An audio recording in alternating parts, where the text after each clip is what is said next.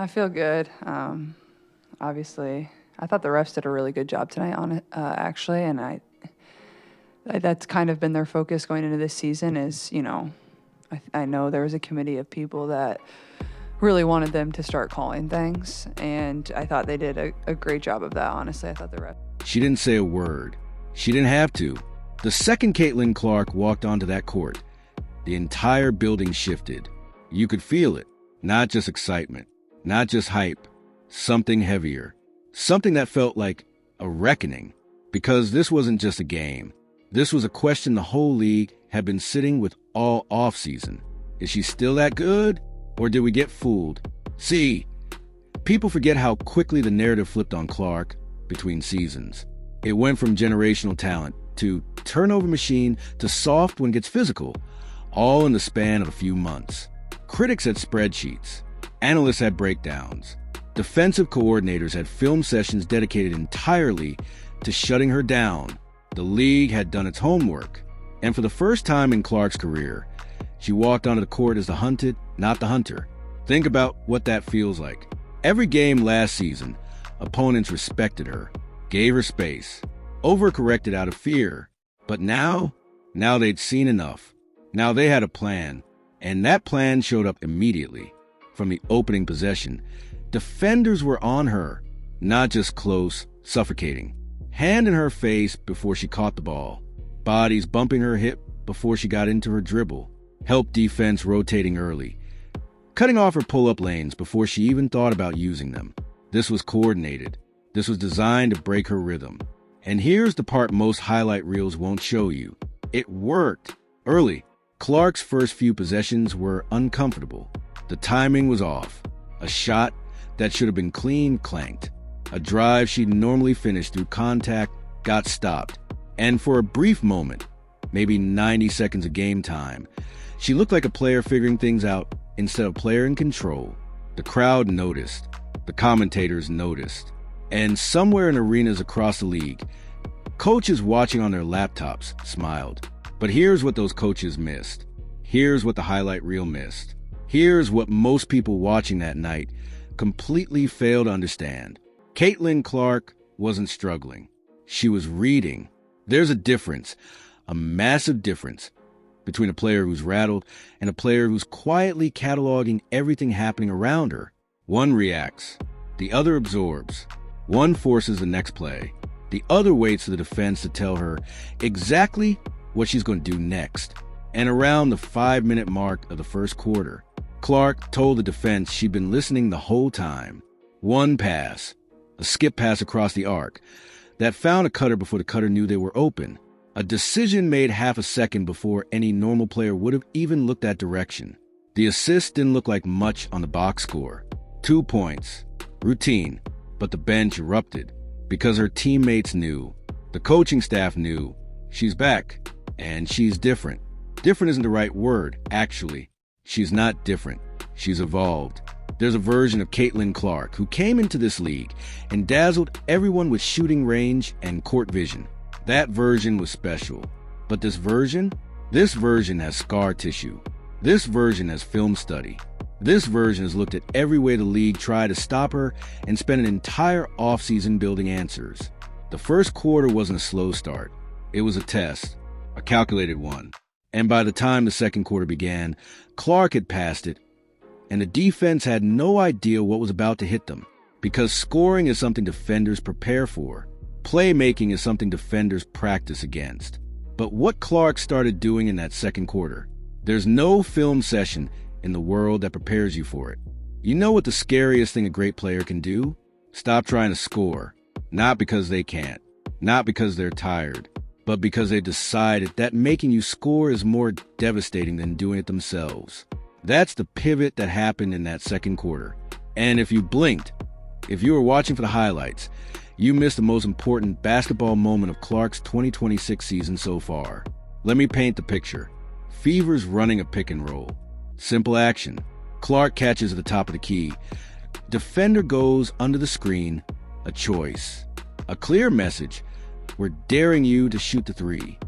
Old Clark takes that shot. Probably makes it, honestly. New Clark pump fakes.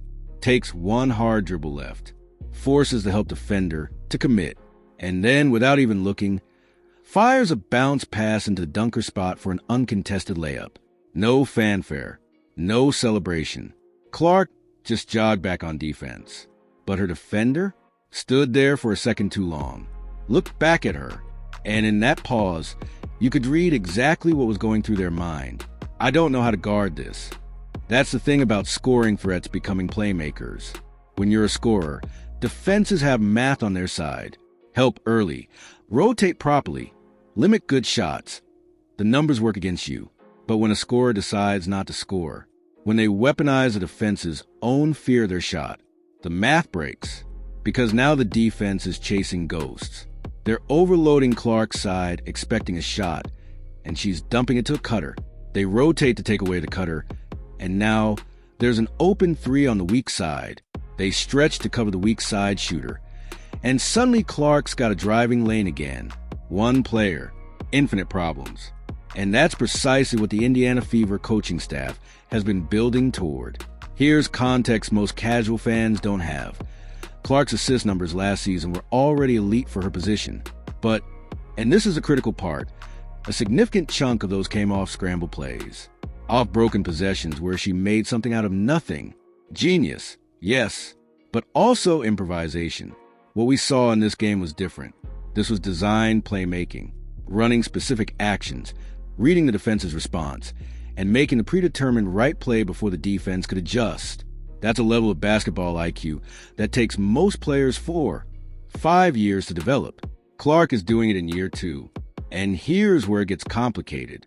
Here's where the story stops being about Clark and starts being about a problem the entire WNBA now has to solve. Because you can scheme against a scorer, limit their touches, force them left, trap early. There are pages and pages of playbook dedicated to stopping great shooters.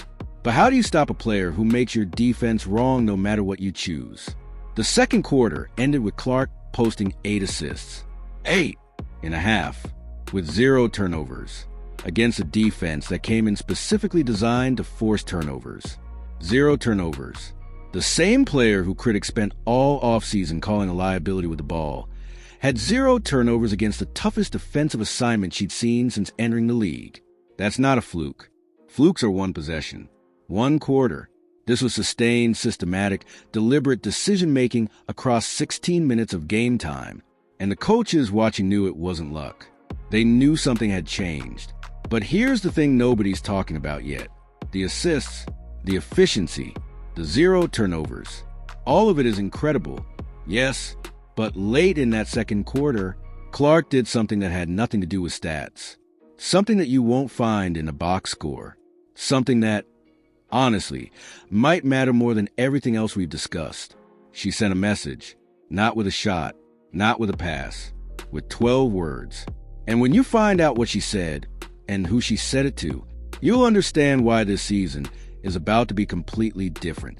There's a moment in every great player's career, not a game-winning shot, not a record, not a trophy, a moment where everyone in the building, opponents, teammates, coaches, fans, feels something shift, where the energy changes, where it becomes undeniable. Caitlin Clark had that moment in the fourth quarter, and it wasn't what anyone expected. Late in the game, Fever up by a comfortable margin. Clark doesn't need to be on the floor. Normal coaching logic says you rest your star, protect your lead, get her off her feet. But Clark stayed on, and with about 4 minutes left, she set a screen for a teammate. A screen. Something that never shows up on a highlight reel. Never goes viral. Clark set a screen, rolled to the elbow, caught the ball in traffic, and instead of shooting, pump fake, drew the foul, and calmly walked to the free throw line. Nothing special. 2 points. But as she stood at the line, her defender leaned in. We couldn't hear the words on broadcast, but the sideline mic picked it up, and Clark smiled, looked straight ahead, and said, "I'm just getting started. You should tell your coach." 12 words. That's it. No trash talk. No emotion. No look at me energy. Just a calm, quiet, absolute certainty. And that is what is every defensive coordinator in the WNBA losing sleep right now. Because here's what that moment tells us about who Caitlin Clark has become. Last season, Clark played with hunger, with urgency. Every possession felt like she had something to prove, and that hunger was electric. It's what made her must-watch TV. But hunger can be exploited. Get physical with a hungry player. Frustrate them early. Make them feel like the game isn't going their way. Hungry players force shots. Hungry players get rattled. Confident players wait. And what Clark showed in this game, from the first quarter adjustment to the second quarter assist clinic to that fourth quarter moment at the free throw line, was a player operating from a completely different psychological foundation. She's not hungry anymore. She's certain. And that distinction matters more than any stat, any highlight, any ranking. Because the entire defensive approach against Clark last season was built on frustrating her. Make her uncomfortable early. Challenge her confidence. Force her into bad decisions. It worked sometimes. The turnovers spiked. The efficiency dipped in stretches. That approach, it's now completely obsolete. You cannot frustrate a player who isn't rattled by frustration. You cannot challenge the confidence of someone who walked into the season with zero doubt about who they are. The league spent the offseason studying last year's Clark. They're about to discover that player no longer exists. Here's the bigger picture that this one preseason game is pointing toward. The WNBA is at a crossroads. Viewership numbers are up. Investment is flooding in. New teams. New stars.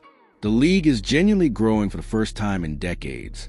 And sitting right at the center of all of it is a player who, by every indication from this game, is about to have the most dominant season of her career.